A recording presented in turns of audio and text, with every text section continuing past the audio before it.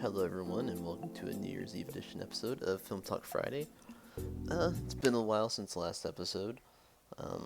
Life's gotten in the way, but I just wanted to do this little tiny video.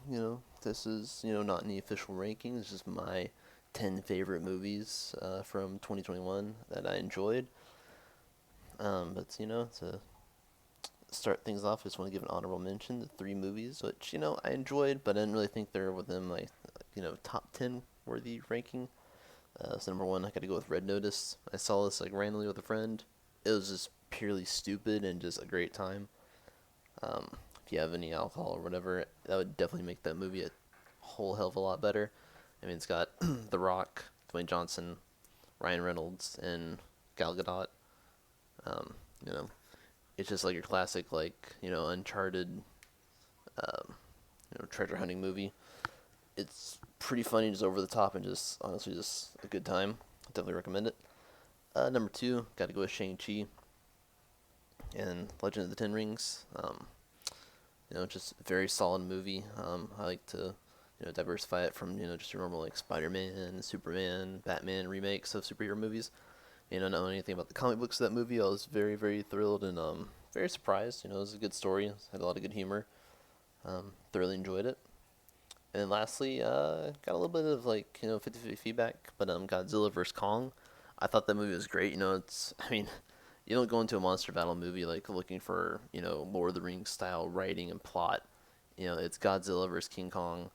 If you haven't seen it, definitely watch it if you're a fan of monster brawls, movies, whatever. But without further ado, let me just get into my list.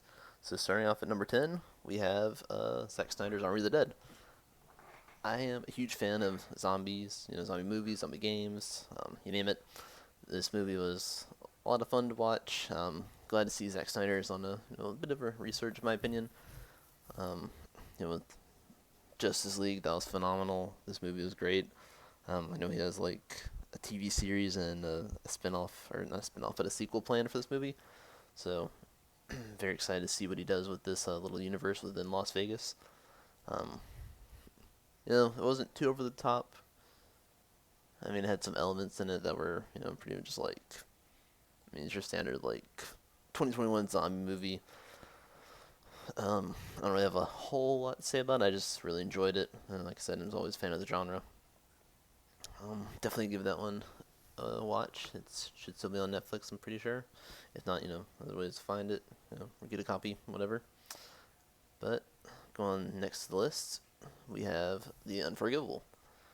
This was a movie I didn't really know a whole lot to expect, but at times I thought it. A lot of people said the movie was a little slow, but overall the story was good. Vincent D'Onofrio, he's phenomenal as the lawyer that he plays. Sandra Bullock, it's good to see her back in acting. I haven't seen a whole lot of her work recently.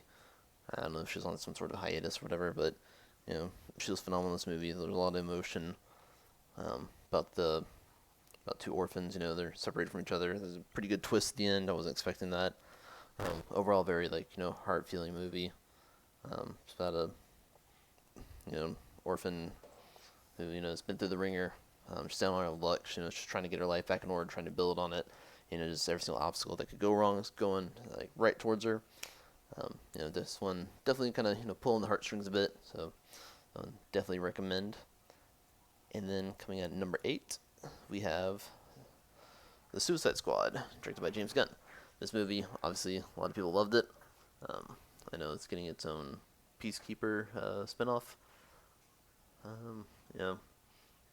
This one, I don't believe it was canon following the first one in any means, but it's great. It's James Gunn. I always loved him from Guardians of the Galaxy and his previous work. It was just straight up over the top, a lot of cheesy humor. Just overall, just a great watch. Kind of just like Guardians of the Galaxy. I always just enjoy these movies. I think they're funny.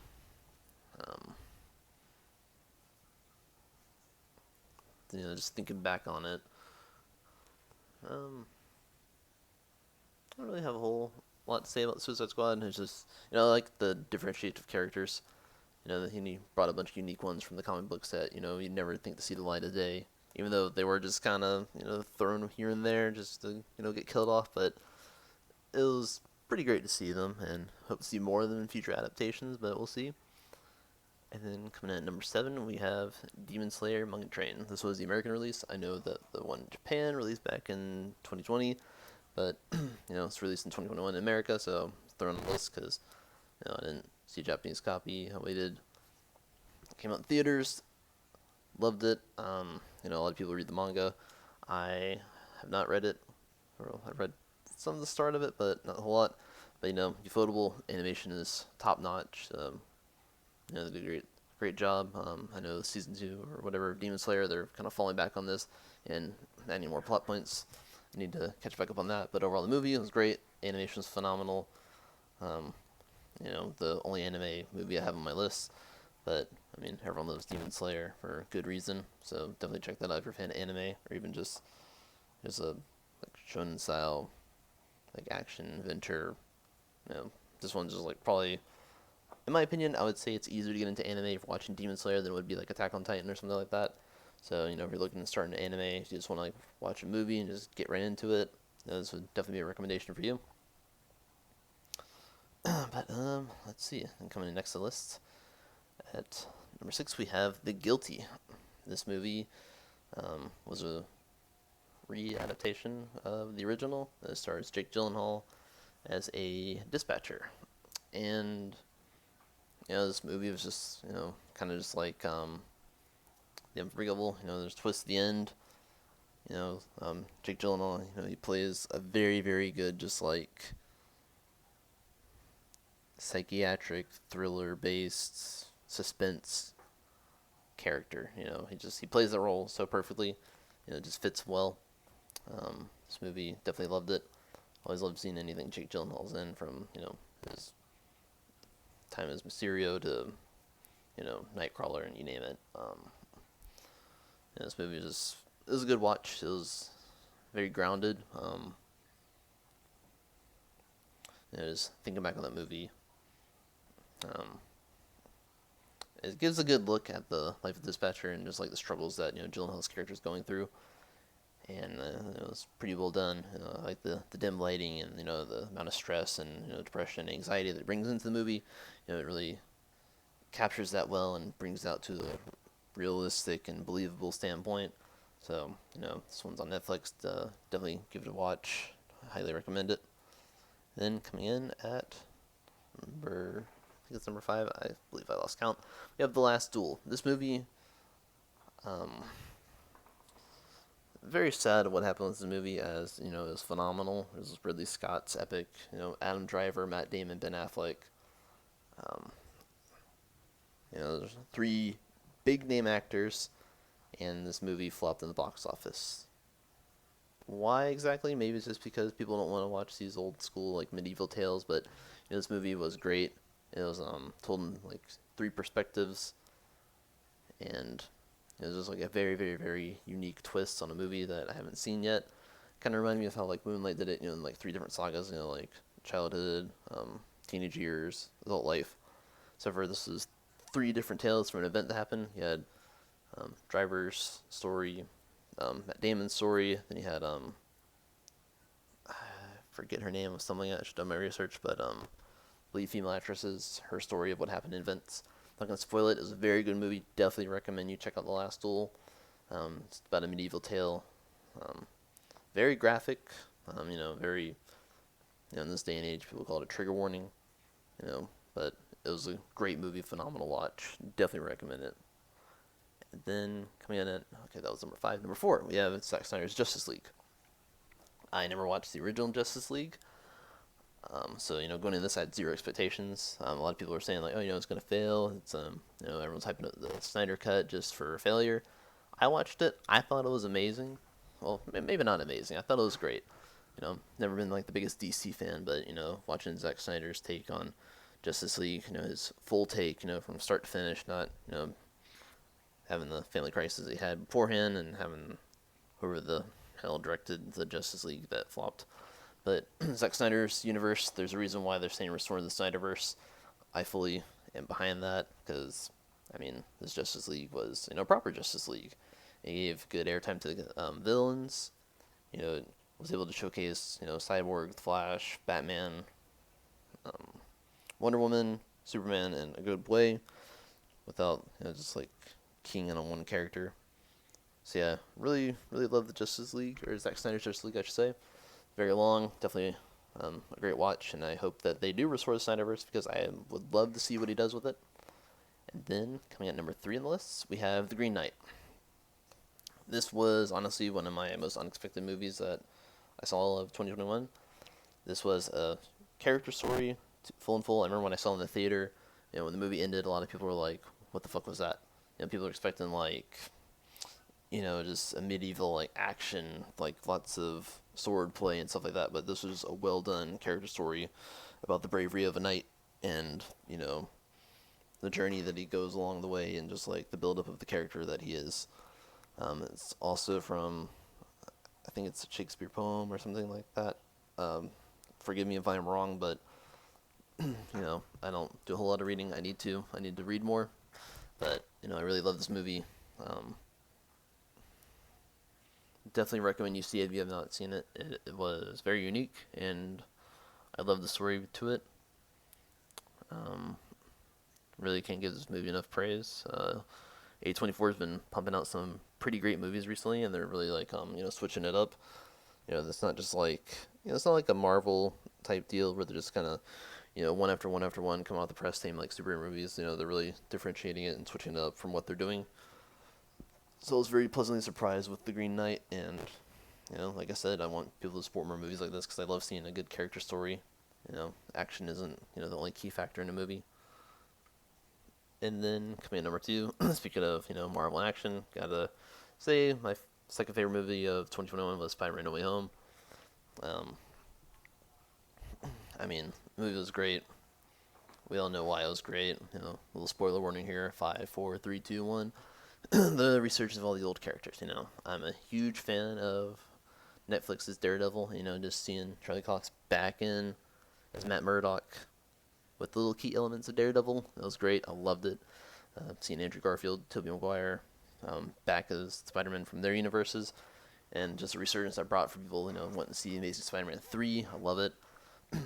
Jamie Foxx's Electro, Sandman, and honestly, like the two that stole the show for me, Jamie Foxx, he was funny in every single scene he was in.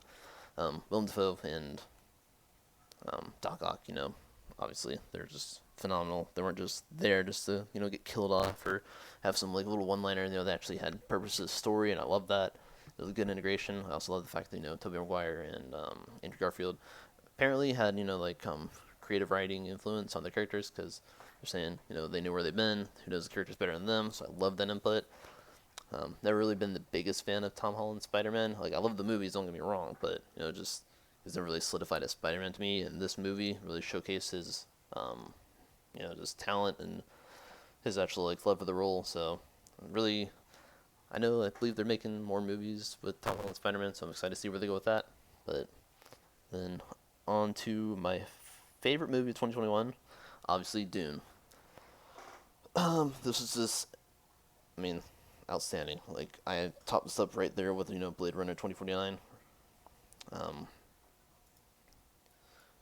Just this was a movie I was anticipating for a long time, and when it finally came out, a lot of people were like, "Oh, it should have more." I thought it was a great setup because I love that, and then part 2 got greenlit like probably the day right after.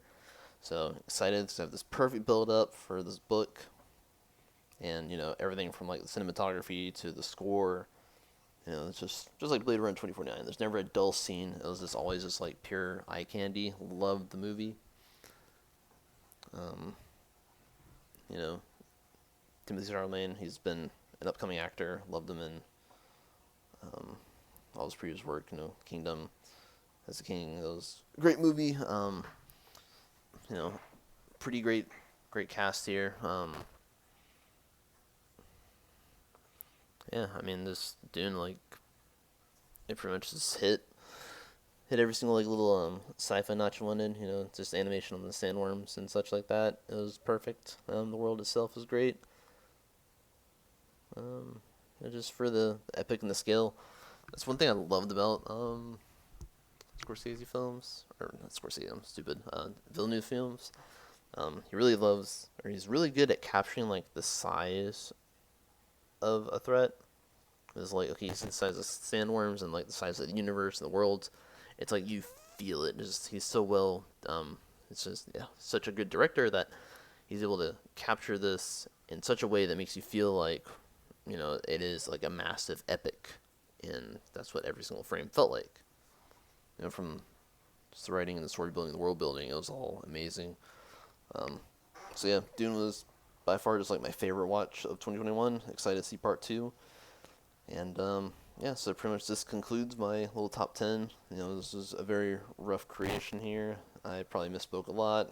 Probably didn't have all my facts straight, but you know, just want to give my take of the 10 movies that I thought were, you know, amazing to me and that I love seeing. So, I mean, I'm pretty sure most of them are, you know, everyone loves them, but I mean, hey, maybe someone will see this and be like, hey, this guy really liked this movie. I hadn't seen this. Maybe it'll be the case for The Green Knight.